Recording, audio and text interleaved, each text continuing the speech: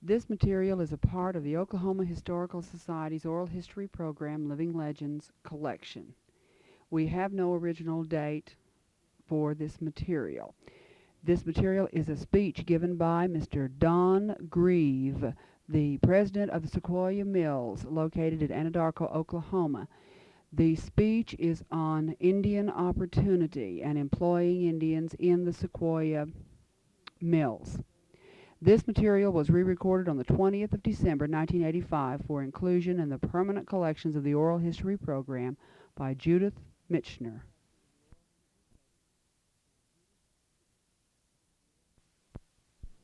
You know, if I go to tell it like it is, I'd like to point out something to you the casual observer may not have noticed.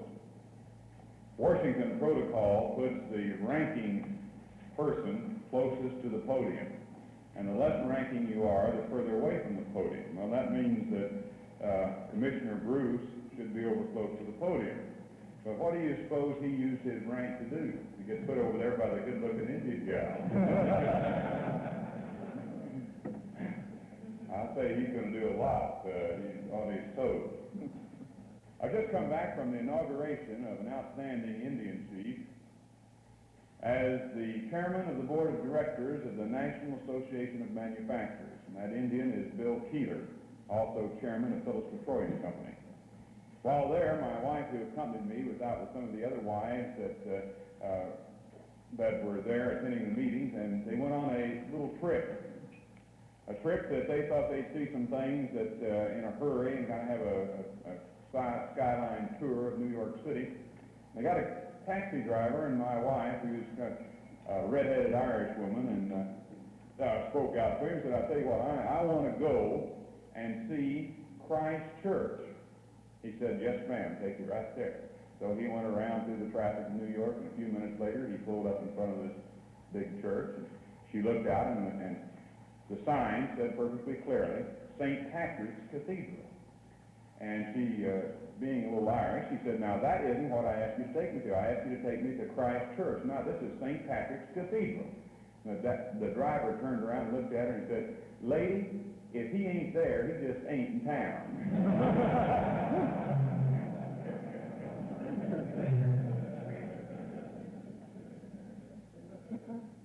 I'll be talking to businessmen about opportunity to do three important things. Opportunity to make money. Opportunity to help solve some of our nation's problems. And opportunity to have the most enriching experience that you could ever imagine. Each of these opportunities are present. And just as the taxi driver said, if they ain't here, they ain't anywhere. Because the opportunities we have for industrial development today among our Indian population is utterly fantastic. Now, I used to be one of these do-gooders that said that if a person was poor in the United States of America and if they didn't have a job, they were impoverished, it was because they were lazy. But that is wrong. That's a misconception. I found that within 65 miles of Oklahoma City, we had several areas of impacted Indian population that had as high as 75% unemployment in the winter months. And many of the adult males never had an opportunity to have a job at all. This, I think, is a serious problem of our nation. I know we have a tendency in our country today to say, well, let's let Washington solve it. Let's shove it up there to the BIA. Let's shove it up to the EDA. Let's let the President and the Congress take care of the problems. But I don't think they'll ever be able to take care of problems such as this. I know they can't do it unless each one of us as private American citizens, as industrialists, as people who own business and provide job opportunities, become concerned and really want to do something about it. In the nation as a whole, 40% of the Indians who would like to work do not have a job opportunity. In our own state of Oklahoma, Indian unemployment is 6 times as great as the unemployment in the population as a whole. And I think something we overlook sometimes, we look at statistics, we talk about this group or that group, but the Indian is just a human being, no different than I am, no different than you are. And I think our concern in our country today should be directed toward human beings. I'll tell you a little of our experience. I'm chairman of the board of Sequoyah Industries. This year we'll do well over $100 million. We hope to do $150 million. We might not quite reach that, but we'll come close. 6 years ago, we were started as a fledgling company, a small company. In the first year, we did $5 million worth of business. The purpose and goal of our company was to provide job opportunities for Indian people. We went to a little town called Anadarko in Oklahoma. We didn't have too much money. We had to have help from a lot of people. We received it. One day in talking to the people in Anadarko about helping to provide some of the things that we needed to establish our industry there, and we said, we want to give Indians a chance to work. And they needed to raise $60,000, and we had a bunch of people at breakfast, and I was hoping everyone would jump up and say, I'll put in 1,000, I'll go 500, and so forth, but no one moved. Finally, one young man, an auto supply dealer, stood up in the rear of the room. He said, well, I guess I'll say what everybody's thinking. We don't think your industry can succeed if you employ Indians, because Indians are lazy. Indians drink too much booze, and anytime they have a payday, they go off and get drunk, and they will not come back to work for several days. And we don't think you can be successful employing them. I also had visited my banker, a man who had loaned me $5,000 when I had zero assets and was 20 years of age. Not even legally could he enforce the loan that he made me. A guy that really liked me. And I talked to him about borrowing a little more money. I didn't have quite enough. He said, Don, it's a shame you're going to lose everything you work for. I've been around Indians all my life, and they just won't work. Now, you've heard this. I've heard this. But it just isn't true. An Indian is like any other human being, even a little more so. Because the Indians have been bypassed and their problems overlooked, because we haven't been as concerned as we should have been. You know, we fought a war with Japan and we fought a war with Germany, and we helped them to rebuild afterwards. And I think that's a good thing to do, help to rebuild. We fought a war years and years ago with the Indians. And actually, most of the things we've done have had a tendency to hold them back and to hold them down rather than to help them move forward. I have found that if you come to an Indian person, and if you're sincere, right in the center of your heart, and if you're not, you've got to stay away. But most Indians I know can tell in a minute whether you're for real or you're false. But if you're sincere, and if you're concerned with them, they'll just do anything for you. They'll love you. They'll respect you, and they'll work their head off for you, and they'll be your friend for life.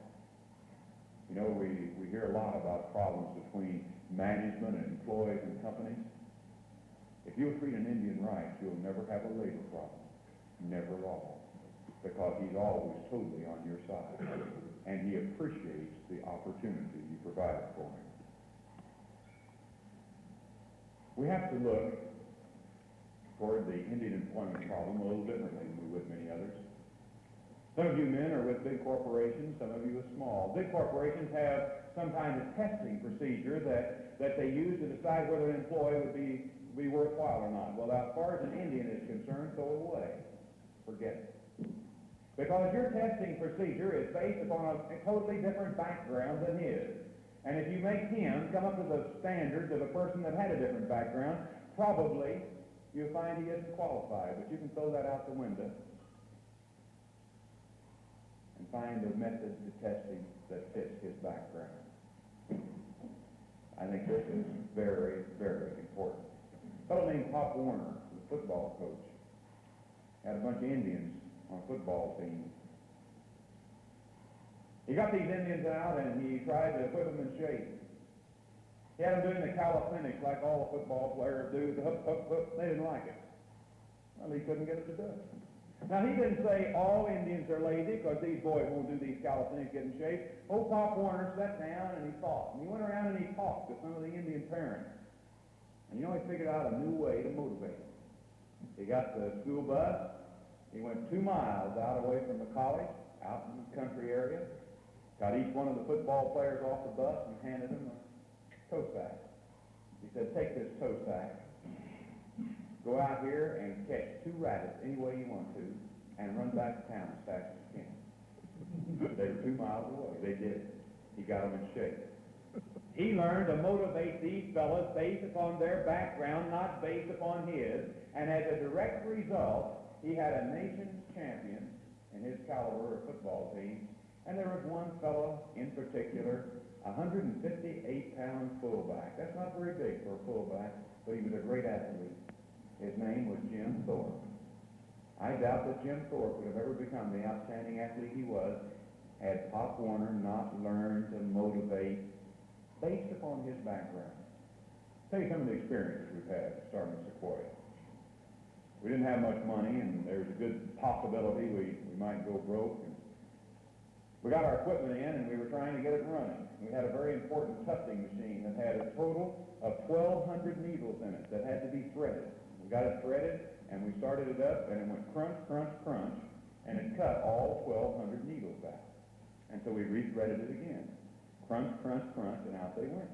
We couldn't figure out what was wrong. What had happened was one thing was put in backwards by the manufacturer. We didn't know that. We had a white supervisor there that didn't know anything about the machine much, but he was a pretty good-sized fellow. He lost 18 pounds in a 2-week period. Worried him to death. But we had 3 Indian boys that job was when it went crunch, crunch, crunch, to go right back in there and rethread the machine. Now, they pretty well tore me up. I was on these little pills they call probanthine pills because the acid in my stomach was eating them. It didn't bother these fellows at all. They were able to stay in there and do the same thing over and over again and not blow their cool. A great advantage. There are many jobs that many Indians can do a lot better than anyone else. In our dye house, for instance, we found that 1 out of every 4 people that we test are colorblind. But we have never yet found a colorblind Indian. And I don't know how many Indians we have working, but it's well over, I guess it's well over 1,000 today. I don't know how many Indians. We probably had at one time or another 500, 600 Indians that have worked for us that aren't present and been tested. We've never found a single colorblind Indian. And I don't know how many Indians we have working, but it's well over, I guess it's well over 1,000 today. I don't know how many Indians. We probably had at one time or another 500, 600 Indians that have worked for us that aren't present and been tested. We've never found a single colorblind Indian. There are many jobs that an Indian can do better because of his background. Now, we've got this tufting department running, and you know what our problem was then? We were running at 35% efficiency. Now, the industry as a whole runs at 65% efficiency, and that is if you take the number of stitches it can make in an hour's time and multiply it times 24, if you're running all the time, that's 100%. The whole industry says 65 is real good. So we tried to get up to 65. Man, we put marks on the wall, and we said, yesterday we did so much, and we tried this, that, zeros. We had mostly Indians in our tufting department, and we didn't motivate them. Well, instead of saying Indians are lazy and they can't run tufting machine, we began to ask ourselves, why are we failing? We sat down with a bunch of Indians. One Indian mother told me something. She said, you know, we have trouble with our Indian boys in school because they'll never hold up their hand and answer a question. I said, well, what do you mean? She said, well, we teach them that they shouldn't try to push themselves in work ahead of someone else. I said, well, where can they push themselves ahead? She said, oh, well, they can push themselves ahead in hunting and fishing and athletic contests and things like that. So the next morning we had a meeting with our tufters. We said, you think this is work, running this machine? It's not work. It's an athletic contest. The person who has the best coordination between eye and fingers, The guy that would be the best at shooting a bow and arrow because he can notice each one of these threads when they start to come loose. The guy that's on his toes and can move the fastest. The guy that's really the best athlete's the one that's going to win this contest. They said, you mean that? I said, yeah. Man, they got in there, and within that week, we had jumped not to 65% efficiency, but to 97% efficiency. And we average today better than 95% efficiency, unheard of and unknown in the industry. We found it really works. They respond, and they like to do a good job. Go to a little thing called loyalty. We had a big fella, a direct descendant of Geronimo. His name is Elmer J. Elmer was one of our first 22 employees, and since he was a leader, it wasn't long until he became a supervisor. He was a supervisor that was in charge of shipping and receiving. And we told him how important it was that we had customers all over the country, and when they got a truckload of carpet ordered and we got it ready and all, we had to get it there in a hurry. And he was really doing a good job. One day I happened to be in the front office, and Elmer walked in, and he said, Don, I just got a call from home. My house is on fire. It's burning up. He's as calm as I am now, and I thought, now, what kind of trick old Elmer going to pull on Don? So I took a look at him, and I said, well, now, Elmer, I don't know how you're pulling my leg here, but if your house is burning up, usually when a house is on fire, it's burning down, not up. I thought that's what it was. He said, well, up or down, it's on fire. And I said, are you serious? And he said, yes. When I said, what, you need a car? Here, take mine. So I knew he had an old clunker of an automobile. He said, no, mine's here. I said, why are you here? Why aren't you home? And he said, well, I can't go. Why not? He said, well, my assistant is off, and I don't have anybody to supervise the loading of this truckload of carpet. I've got to get it loaded before I go home. I said, man, who taught you how to load the carpet? He said, you did. I said, I'll take charge. You go home and see about your house. It burned down to the foundation. But that man did not leave his job and his responsibility until someone took over the responsibility he had. I might give another little line to that story. It took us 3 months to get all the mistakes corrected that I made when I shipped the load of carpet.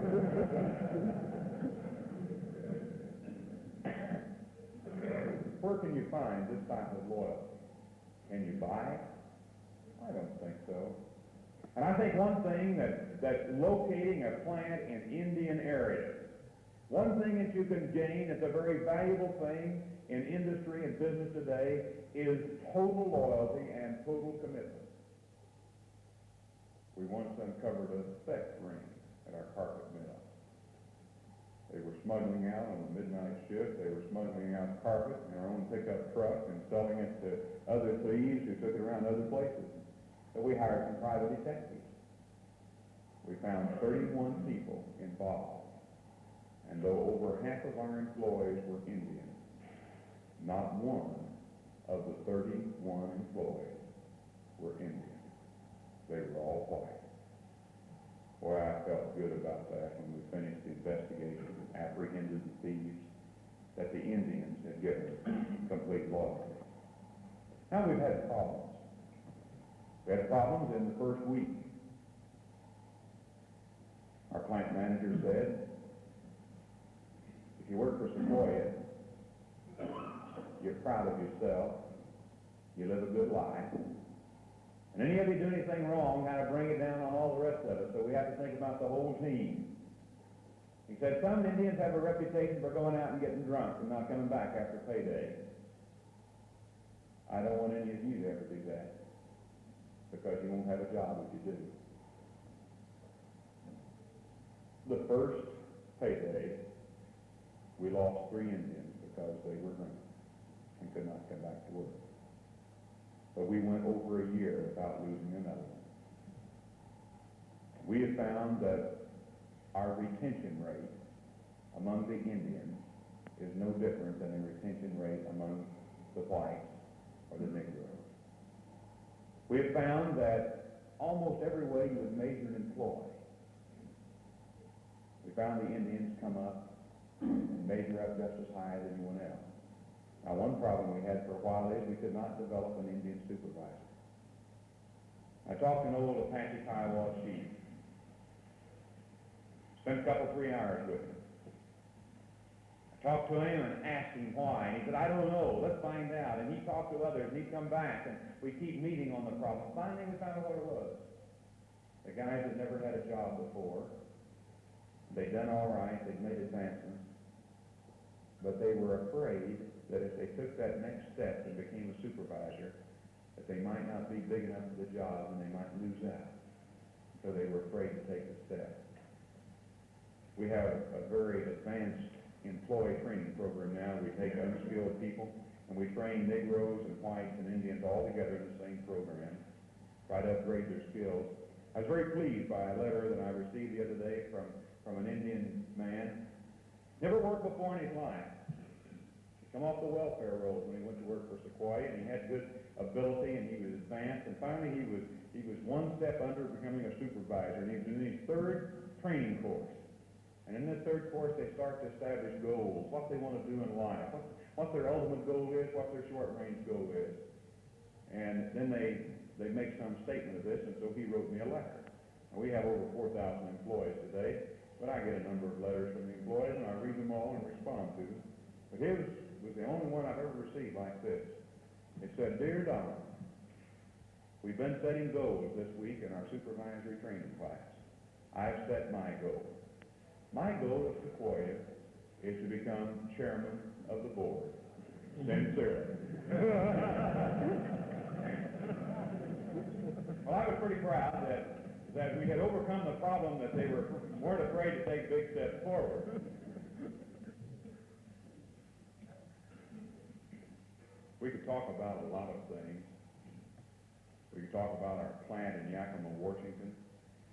An Indian plant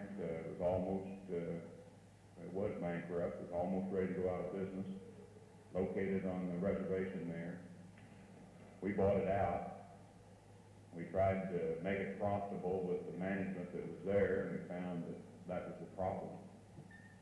And so we discharged the management that was there, and in less than 5 months after this occurred, we're in the black and making a very, very good return on the dollar. We have a crew of employees there, almost 100% Indian, that are really dedicated to making the finest reclining chairs and occasional chairs made on the West Coast. The manual dexterity they have, their ability in a production line, and their competitiveness, their desire to outperform and do a better job, their pride in their work is really good. Anadarko, we have 2 carpet mills. Takes a lot of skill to make carpet. One important part about carpet is the coloration. Coloration is part science, and it's part kind of an innate ability and feel for it. Most of our supervisors in that department are Indian people. We've been told that our colors are the most brilliant the country has ever seen. We also have a spinning plant. It takes years to make good spinners. It takes a lot of skill and experience. Normally you expect a spinning plant will lose money for at least 1 year. In this spinning plant, only about 35% of our employees are Indian. So that's a pretty high percentage. In less than 90 days, we've got in the black and making profit, way ahead of what the industry average is. I think the loyalty of our Indian people is another thing. The NCAI brought you together. You're friends. You come and you want to try to see if maybe you can help. Well, there's 2 ways you can help. One is spread the word that the Indians are the most defranchised people in our nation today. And a second way is to provide job opportunities yourself. And the third, to encourage others. I found that where we started out to merely provide jobs for Indians, I've made more money than I ever expected to make. It's been real good. Our Indian people are shareholders in our company. Our Indian people voted when we gave them an opportunity to have a cash payment and profit sharing, or to have it put back in a profit sharing fund for them. They voted to have it put back for retirement because they never wanted to be dependent upon someone again. They wanted to stand on their own 2 feet. All the Indian people I know of are asking for is a chance. They've had it up to here with handouts. They don't want that. They really only want you to respect them for what they are as a human being and to give them an opportunity if you have the assets and the capabilities of doing it.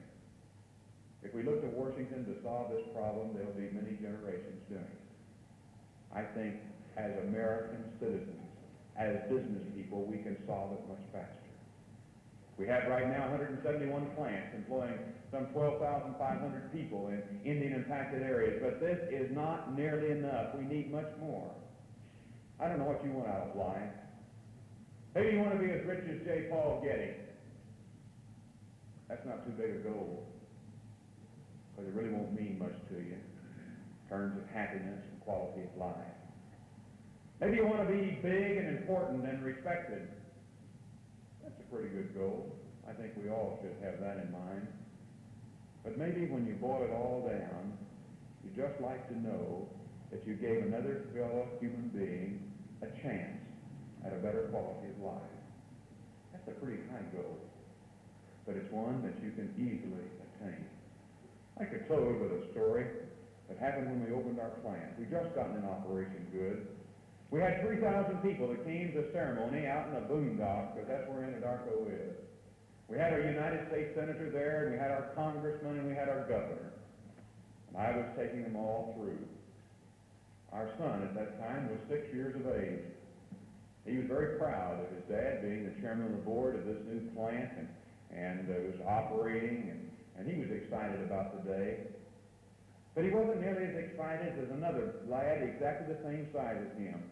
This boy's father was an Indian. This boy's father had lived on welfare. The boy's father had never made a living before in his life, never had a job of 6 months' duration. A little odd job here and an odd job there. And the guy wasn't the smartest man in the whole plant because his job was one of the really least technical. But there he was, standing straight and tall at his job, which was to take the roll of carpet when it came out of the final drying oven and tie a string around one end of it. And every now and then a blade that cut off some selvage end had to be sharpened by pulling a lever down on top of it. He was to do this all day long. I was going through with this governor and senator and congressman. We had ropes up so no one could get in the work area, and we were standing next to the rope, and here comes this little fellow. A fellow that I remember seeing with his brothers and sisters standing in the food commodity line that the county commissioners have in Anadarko for people who don't have enough to eat. And I saw him clean, not too fancily dressed, but clean. I saw him run underneath this rope and get over in the work area. And he turned and he looked at all of these people milling there, and he happened to face right between the governor and United States senator. I don't think he knew what important dignitaries they were. I don't think he cared. But he pointed up there at his dad, and he said, with the greatest pride, "That's my daddy." And when he looked up there at his dad, I saw pride and admiration. And I wondered, could he say that when his father had no other opportunities than to go to the commodity line and stand in line and get free groceries? Would you see this little boy standing there with pride, pointing at his father there, living on handouts? No. But in just a few short weeks' time, he had learned that it was self-respecting to make your own living. And he was proud of his father in that job. That's been 6 years ago. His father is still with us, still at his job, a good employee. And that young man is approaching his teen years. But I know that when he becomes an adult, he will want to make a living for himself. And he'll want to help others do that same thing. I don't know how much money you've made in your life. I don't know how many important honors you've had. But I'll tell you this. Of all the honors I've received, all the money I've ever made, to see that boy point at his dad made me feel better inside and gave me greater rewards than anything else. And perhaps the greatest reward that you can receive, if you'll become interested in this Indian problem and establish plans and give job opportunities to them, the greatest reward you will receive is that good feeling inside when you meet a friend that never had a chance before and now they're successful. And they look you square in the eye and they don't say thank you. But they grab your hand when you come in the plant, and they put their arm around you, and they tell you about their youngster going to college. They tell you about their new home. They tell you about their better way of life. If you find anything that's better than that, gentlemen, I suggest you pursue it.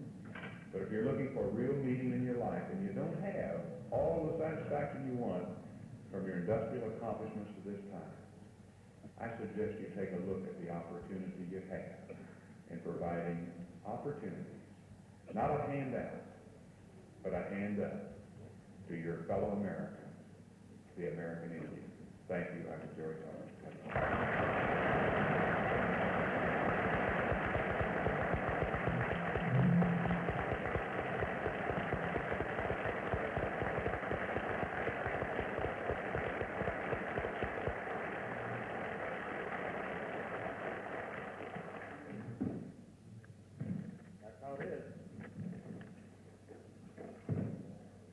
If any of you would like to pursue your conversations, you're welcome, I understand, to stay here for a few minutes. However, this ends any of the formal presentations we have from this end of the room.